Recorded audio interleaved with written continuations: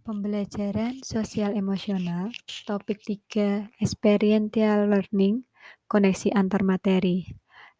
Disajikan oleh Dianovita Anggraini, NIM 952022A57, Pendidikan Matematika PPG Prajabatan tahun 2022 gelombang 1. Hubungan antara apa yang telah saya pelajari pada mata kuliah pembelajaran sosial emosional dari topik 1, 2, dan terakhir 3 ini sangat memiliki kaitan erat yang saling terhubung. Dari kaitan tersebut dapat saya gunakan sebagai bekal saat nanti saya menjadi guru. Pada topik 1 dipelajari mengenai kompetensi sosial emosional berdasar kerangka CASEL. Topik 2 mengenai peran guru sebagai teladan KSE. Dan yang terakhir topik 3 pada materi experiential learning. Kaitan dengan topik sebelumnya, pada topik 1 yang mempelajari KSE, berdasar kerangka CASEL dapat ditarik benang merah mengenai 5 kompetensi CASEL yang harus dimiliki. 5 kompetensi tersebut adalah kesadaran diri, manajemen diri, pengambilan keputusan yang bertanggung jawab, kesadaran sosial, serta keterampilan sosial, yang nantinya juga diterapkan dalam implementasi experiential learning yang dipelajari pada topik 3 ini.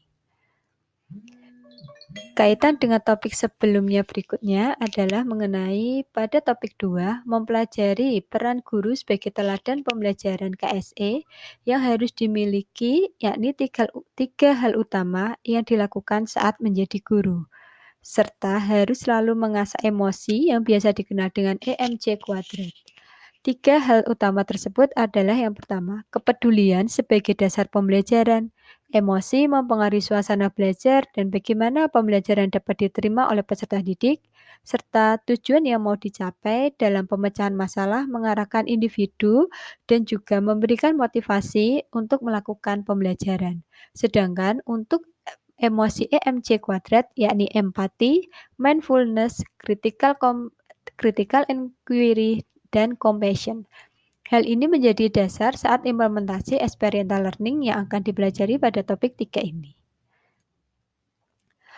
Untuk yang pertama, definisi tentang experiential learning. Experiential learning merupakan proses di mana proses tersebut melibatkan konstruksi pengetahuan dari guru sebagai agen kreatif dan juga harus bisa mendorong kreativitas pada peserta didik. Pada experiential learning ini, untuk mendapatkan pengetahuannya melalui 2 cara, yakni pengalaman konkret dan yang kedua adalah konseptualisasi abstrak. Sedangkan pada experiential learning ini juga terdapat 2 cara dalam transformasi pengetahuan yang dapat dilakukan. Yang pertama adalah observasi refleksi dan juga yang kedua eksperimentasi aktif. Pada siklus experiential learning, terdapat 4 siklus yang harus dilakukan saat melakukan kegiatan pembelajaran pada implementasi experiential learning. 4 siklus tersebut saling berkaitan satu sama lain. Yang pertama adalah mengalami. Sebagai guru harus dapat mengajak peserta didik untuk dapat mengalami dalam suatu pembelajaran yang dilakukan. Yang kedua adalah berefleksi diri. Sebagai guru harus melakukan refleksi diri atas dirinya sebagai guru dan juga mengajak peserta didik untuk melakukan refleksi diri secara bersama-sama. Yang ketiga adalah berpikir, di mana proses pembelajaran harus mengajak peserta didik dapat berpikir bagaimana cara mengembangkan pengetahuan yang mereka miliki. Dan yang keempat adalah melakukan setiap kegiatan pembelajaran berdasarkan apa yang sudah dipelajari secara bersama-sama oleh guru dan peserta didik. Ruang lingkup experiential learning terdiri dari 3. Yang pertama adalah rutin. Untuk kegiatan rutin dilakukan pada waktu khusus di luar kegiatan akademik. Yang kedua, terintegrasi dengan mata pelajaran. Hal ini dapat dilakukan saat melakukan pembelajaran di dalam kelas. Dan yang ketiga adalah protokol atau menerapkan budaya tata tertib sebagai kebiasaan dari guru dan peserta didik. Kebiasaan inilah yang akan membentuk peserta didik memiliki karakter yang baik.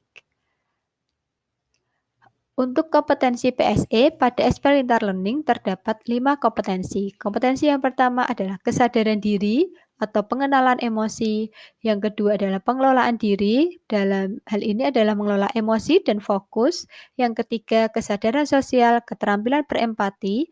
Yang keempat, keterampilan berhubungan sosial atau daya lenting resiliensi. Dan yang kelima, pengambilan keputusan yang bertanggung jawab. Hal inilah yang sangat berkaitan pada topik satu dan topik 2 yang telah dipelajari sebelumnya, bahwa kelima kompetensi PSE tersebut juga dipelajari secara mendalam juga pada topik satu dan topik 2 pada mata kuliah pembelajaran sosial emosional. Dari hal tersebut, dapat kita kesimpulkan bahwa dengan implementasi experiential learning dalam pembelajaran, maka dapat memberikan pembelajaran bermakna pada peserta didik. Pembelajaran bermakna ini pula yang membuat peserta didik merasa merdeka dalam mengikuti pembelajaran, karena disesuaikan dengan keterampilan sosial emosional yang telah dimiliki oleh guru. Sekian, terima kasih. Salam semangat guru hebat, semoga bermanfaat.